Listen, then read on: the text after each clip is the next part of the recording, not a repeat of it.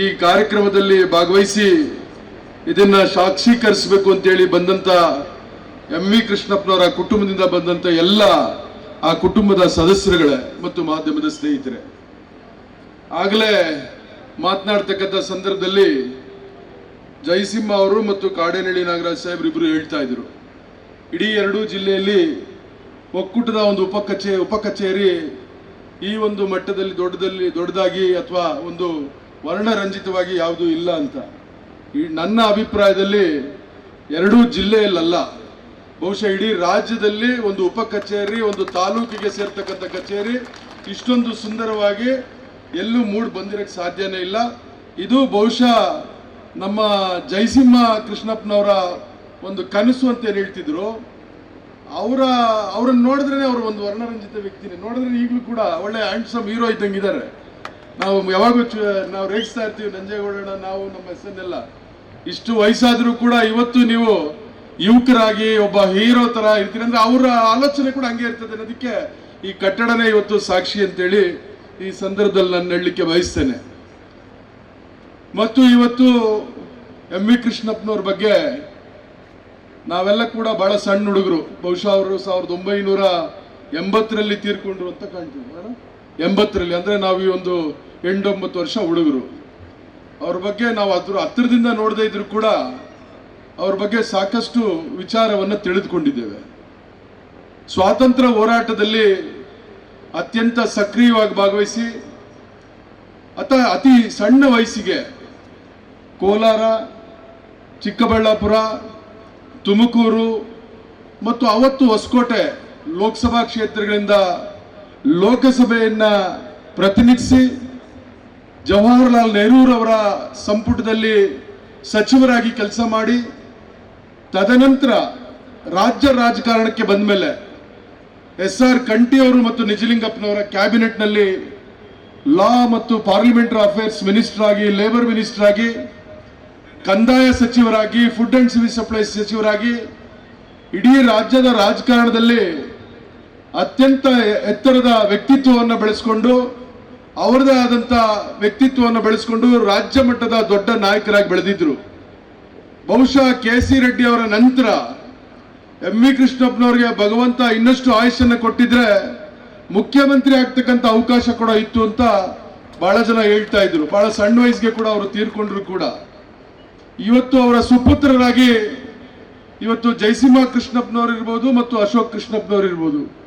ಅಶೋಕ್ ಕೃಷ್ಣಪ್ಪನವರು ಕೂಡ ಕಡಿಮೆ ಅವಕಾಶದಲ್ಲಿ ಅವರು ಬರೀ ಕೇವಲ 20 ತಿಂಗಳು ಜಿಲ್ಲಾ ಪಂಚಾಯಿತಿ ಅಧ್ಯಕ್ಷರಾಗಿ ಕೆಲಸ ಮಾಡ್ತಕ್ಕಂಥ ಸಂದರ್ಭದಲ್ಲಿ ಕೂಡ ಅತ್ಯಂತ ಪ್ರಾಮಾಣಿಕವಾಗಿ ಸೇವೆ ಸಲ್ಲಿಸಿದ್ದು ನಾವೆಲ್ಲ ಕೂಡ ಬಹಳ ಹತ್ತಿರದಿಂದ ನೋಡಿದ್ವಿ.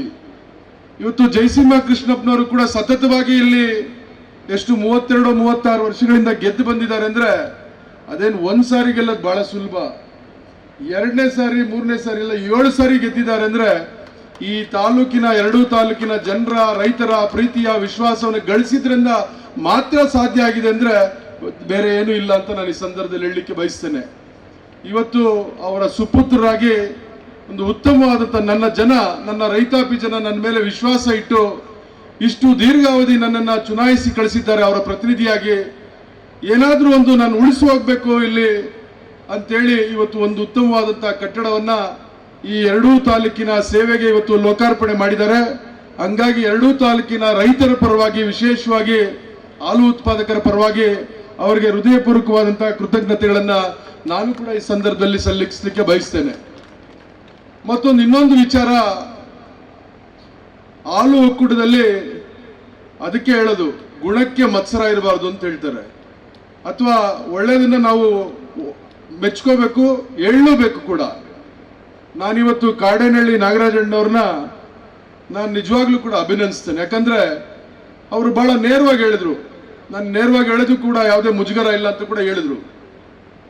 ಇಂದಿನ ಸರ್ಕಾರದಲ್ಲಿ ಈ ಒಂದು ವಿಭಜನೆ ಮಾಡಬೇಕು ಅಂತೇಳಿ ತೀರ್ಮಾನವನ್ನು ತೆಗೆದುಕೊಂಡು ಇಲ್ಲಿನ ಆಡಳಿತ ಮಂಡಳಿಗೂ ಕೂಡ ಪ್ರಮುಖವಾದ ನಿರ್ಧಾರಗಳನ್ನು ತೆಗೆದುಕೊಳ್ಳುವಂತ ತೀರ್ಮಾನವನ್ನು ಕೂಡ ವಾಪಸ್ ತೆಗೆದುಕೊಂಡು ಏನು ಸಮ್ಮಿಶ್ರ ಸರ್ಕಾರ ಇದ್ದಂತ ಸಂದರ್ಭದಲ್ಲಿ ವಿ ಕೃಷ್ಣಪ್ಪನವರ ಹೆಸರು ಶಾಶ್ವತವಾಗಿ ಉಳಿಬೇಕು ಅಂತೇಳಿ ಅವರ ಹೆಸರಿನಲ್ಲಿ MVK ಗೋಲ್ಡನ್ ಡೈರಿಗೆ ಗುದ್ದಲಿ ಪೂಜೆ ಮಾಡಿದ್ದನ್ನು ಕೂಡ ಸ್ಥಗಿತಗೊಳಿಸಿ ಇವತ್ತು ತೀರ್ಮಾನವನ್ನು ತೆಗೆದುಕೊಂಡಿದ್ದನ್ನ ಈ ರಾಜ್ಯದ ಜನತೆಯ ಆಶೀರ್ವಾದದಿಂದ ರಾಜ್ಯದಲ್ಲಿ ಕಾಂಗ್ರೆಸ್ ಸರ್ಕಾರ, ಸಿದ್ದರಾಮಯ್ಯನವರು, DK ಶಿವಕುಮಾರ್ ಅವರ ನೇತೃತ್ವದ ಸರ್ಕಾರ ಬಂದ ಮೇಲೆ ಎರಡೂ ಜಿಲ್ಲೆಯ ಉಸ್ತುವಾರಿ ಸಚಿವರು, ನಮ್ಮ ಮುಖ್ಯಮಂತ್ರಿಗಳ ರಾಜಕೀಯ ಕಾರ್ಯದರ್ಶಿಗಳು ಮತ್ತು ಶಾಸಕರುಗಳು ಮತ್ತು ಎಲ್ಲ ಒಕ್ಕೂಟದ ನಿರ್ದೇಶಕರು ಕೂಡ ಹೋಗಿ ಮಾನ್ಯ ಮುಖ್ಯಮಂತ್ರಿಗಳನ್ನ, ಸಹಕಾರ ಸಚಿವರನ್ನ ಭೇಟಿ ಮಾಡಿ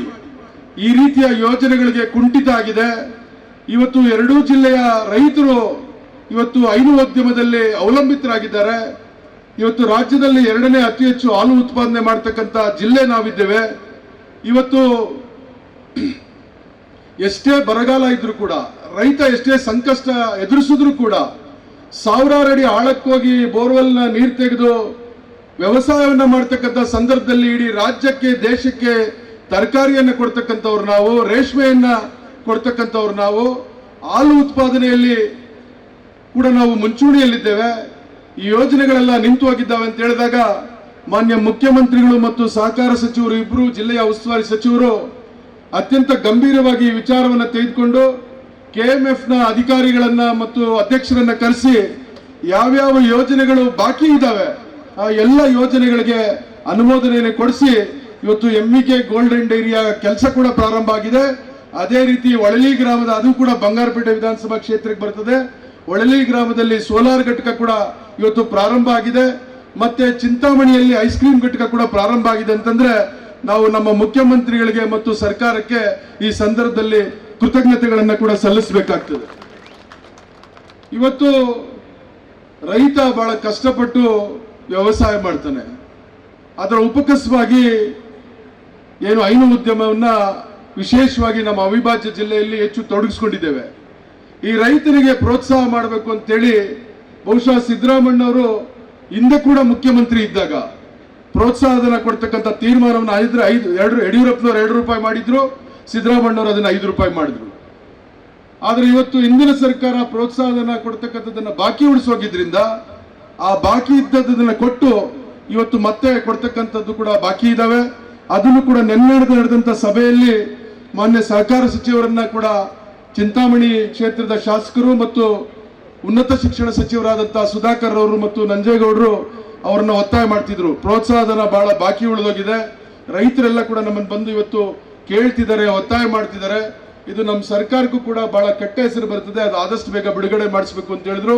ಅದನ್ನು ಕೂಡ ಆದಷ್ಟು ಬೇಗ ಬಿಡುಗಡೆ ಮಾಡತಕ್ಕಂಥದಕ್ಕೆ ಕ್ರಮ ತೆಗೆದುಕೊಳ್ತೇವೆ.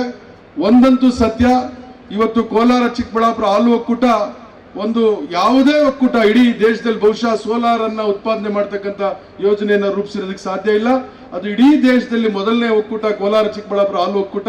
ಇದರಿಂದ ವರ್ಷಕ್ಕೆ 24 ಕೋಟಿ ಇವತ್ತು ಉಳಿತಾಯ ಆಗ್ತದೆ. ಅದು ಕೂಡ ಮತ್ತೆ ರೈತರಿಗೆ ಸೇರ್ತದೆ. ಇವೆಲ್ಲವೂ ಕೂಡ ಈಗ ಏನು ಯೋಜನೆಗಳು ರೂಪಿಸಿದ್ದಾರೆ ಇವೆಲ್ಲವೂ ಕೂಡ ಪ್ರಾರಂಭ ಆದ್ರೆ ನಮ್ಮ ಹಾಲು ಒಕ್ಕೂಟ ಹೆಚ್ಚು ಲಾಭದಾಯಕವಾಗಿ ಹೆಚ್ಚು ಲಾಭವನ್ನು ಗಳಿಸ್ತಕ್ಕಂಥ ಅವಕಾಶಗಳಿರ್ತದೆ ಮತ್ತು ರೈತರಿಗೆ ನಾವು ಹೆಚ್ಚು ಹಾಲಿಗೆ ದರವನ್ನು ಕೊಡ್ತಕ್ಕಂಥದ್ದು ಕೂಡ ಸಾಧ್ಯ ಆಗ್ತದೆ. ಆ ನಿಟ್ಟಿನಲ್ಲಿ ಇವತ್ತು ನಂಜೇಗೌಡರು ಮತ್ತು ಅವರ ಆಡಳಿತ ಮಂಡಳಿಯ ಸಹಕಾರ ಇದ್ದಿದ್ರಿಂದ ಇವೆಲ್ಲ ಕೂಡ ಮಾಡೋದಕ್ಕೆ ಸಾಧ್ಯ ಆಗ್ತದೆ. ನಂಜೇಗೌಡರು ಒಬ್ಬರೇ ಮಾಡೋಕ್ಕೂ ಸಾಧ್ಯ ಆಗೋದಿಲ್ಲ.